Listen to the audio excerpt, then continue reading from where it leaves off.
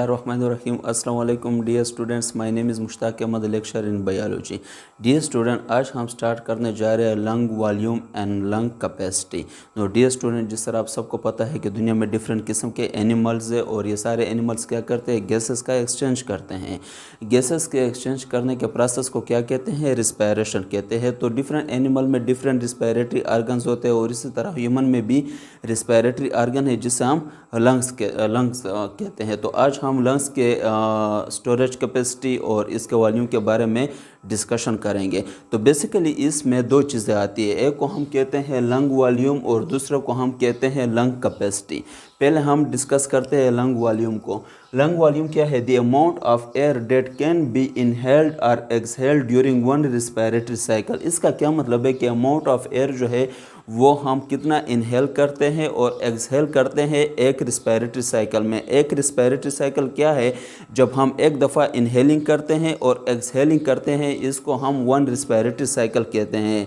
और इसी दौरान कितनी एयर इनहेल होती है, एक्सहेल होती है, उसको हम क्या कहते हैं, लंग वॉल्यूम कहते हैं. और दूसरी किस्म जो है वो क्या है, लंग कैपेसिटी. तो लंग कैपेसिटी क्या है?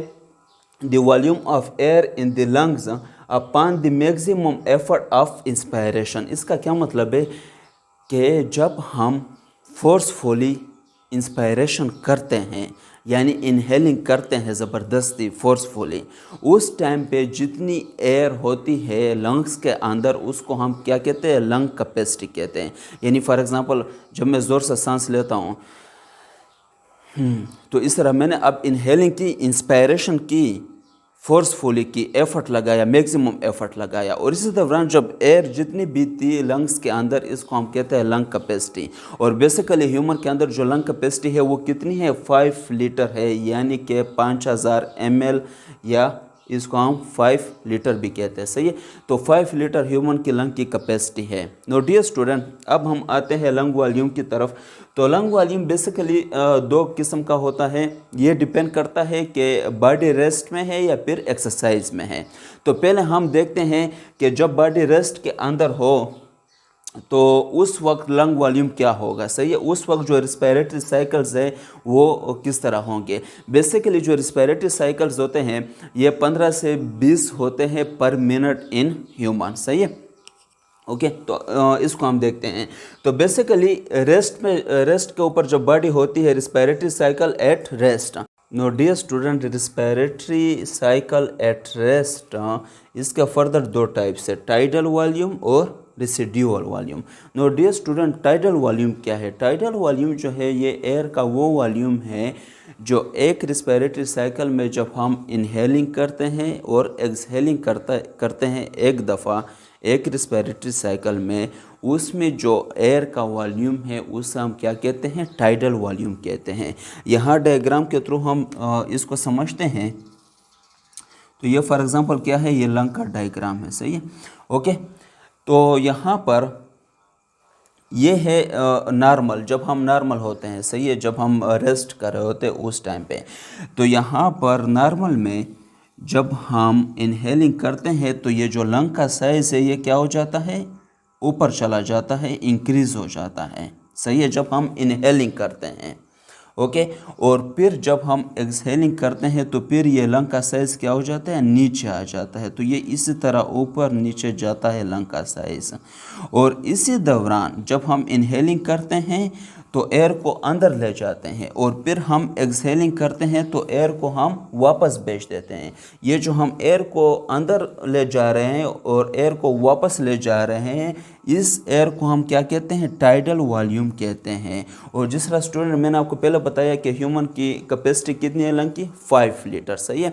तो यहाँ पर देखो 5 लीटर में से जो टाइडल वॉल्यूम है वो कितना आता है, वो आता है 0.5 लीटर. ओके.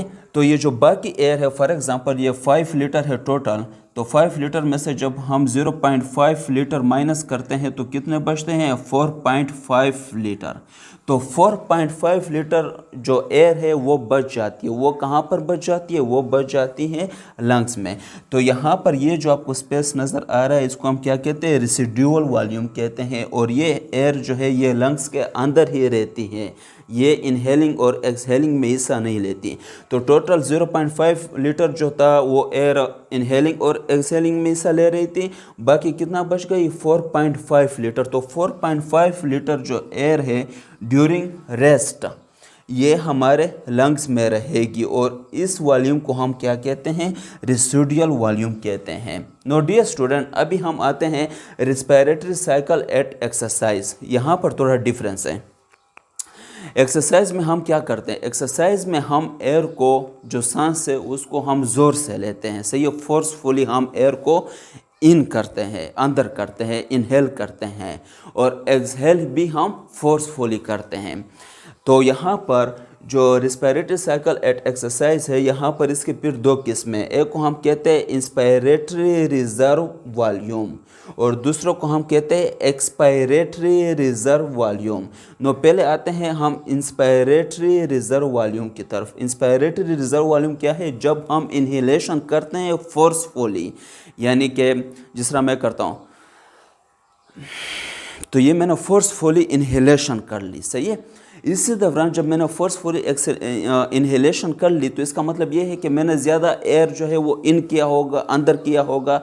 तो यहाँ पर हम डायग्राम में देखते हैं, तो डायग्राम में बेसिकली जो लंग का साइज़ है वो क्या हो जाएगा, वो और भी ज़्यादा हो जाएगा, सही है। तो ये वाला जो एरिया है इसको हम क्या कहते हैं, इंस्पायरेटरी रिजर्व वॉल्यूम, सही है। और इंस्पायरेटरी रिजर्व वॉल्यूम में तकरीबन जो है वो 3.5 लीटर एयर जो है वो हम अंदर ले जाते हैं, सही है, इसमें हिस्सा लेती हैं। और दूसरी किस्म के ऊपर आते हैं expiratory reserve volume. Expiratory reserve volume क्या है, जब हम एक्सहेल करते हैं फोर्सफुली, यानी फॉर एग्जांपल जिस तरह हम करते हैं, जब हम एक्सहेल करते हैं फोर्सफुली तो हमारे जो लंग्स है और जो चेस्ट है ये क्या हो जाते हैं, करीब वापस में आ जाते हैं, यानी इनका साइज़ कम हो जाता है। क्यों? क्योंकि हम फोर्सफुली एयर को बाहर निकाल रहे हैं, सही है। तो जब हम फोर्सफुली एयर को बाहर निकालेंगे तो नो डियर स्टूडेंट, अब हम समझते हैं एक्सपायरेटरी रिजर्व वॉल्यूम को डायग्राम के थ्रू। तो बेसिकली यहाँ पर ये जो था ये क्या था, नॉर्मल था, सही है, नॉर्मल जो लंग का साइज था वो था। अब जब हम ज़बरदस्ती एयर को एक्सेल आउट करेंगे तो लंग का साइज क्या हो जाएगा, कम हो जाएगा, यानी इस तरह यहाँ पर आ जाएगा, सही है।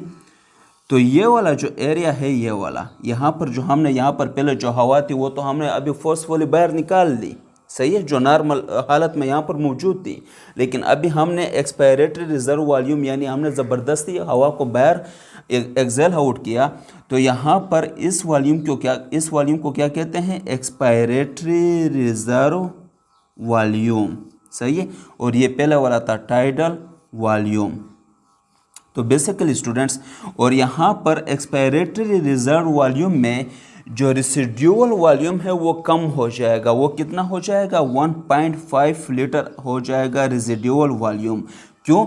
क्योंकि यहाँ पर तो हमने एयर को ज़्यादा एक्सेल आउट किया तो इसलिए कम रह गया 1.5, जबकि रेस्ट में यहाँ पर रेसिडुअल वॉल्यूम कितना था, 4.5 था। अभी ये कितना रह जाएगा, 1.5। क्यों? क्योंकि 3.5 को तो यूज़ होता है किस में, इंस्पायरेटरी रिजर्व वॉल्यूम में और एक्सपायरेटरी रिजर्व वॉल्यूम में। नो डियर स्टूडेंट, अब हम आते हैं लंग कैपेसिटी की तरफ। तो बेसिकली लंग कैपेसिटी क्या है कि लंग जो है वो कितनी एयर को स्टोर कर सकती है, लंग की स्टोरिंग कैपेसिटी कितनी है, यानी इसमें कितनी एयर आ सकती है। तो जिस तरह मैंने पहले कहा कि इसमें 5 लीटर एयर आ सकती है।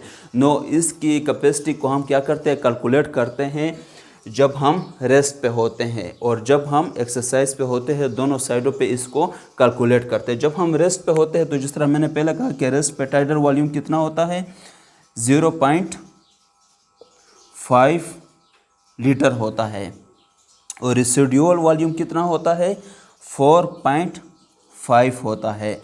तो 0.5 और 4.5 इनको जब हम जमा करते तो कितना आता है, 5 लीटर आता है, सही है। तो ये एट रेस्ट था लंग की कैपेसिटी। और इसी तरह हम एक्सरसाइज में देखते हैं लंग की कैपेसिटी। तो लंग की कैपेसिटी इंस्पायरेटरी रिजर्व वॉल्यूम और एक्सपायरेटरी रिजर्व वॉल्यूम में कितनी थी टोटल, इन दोनों में टोटल कितनी थी? 3.5 लीटर थी।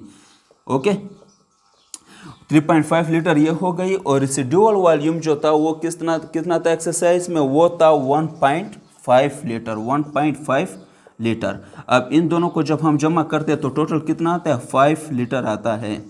तो दोनों में जब हम देखते हैं तो लंग की जो स्टोरिंग कैपेसिटी है वो सेम है, 5 लीटर है।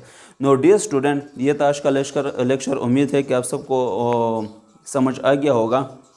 अगर कोई भी सवाल हो, किसी भी चीज़ की समझ नहीं आई तो कमेंट में पूछ सकते हो, मैं इस चीज़ को दोबारा एक्सप्लेन कर दूंगा। नो वीडियो को लाइक करो, शेयर करो और सब्सक्राइब करो ताकि ज़्यादा से ज़्यादा लोगों को फ़ायदा हो। Thank you very much.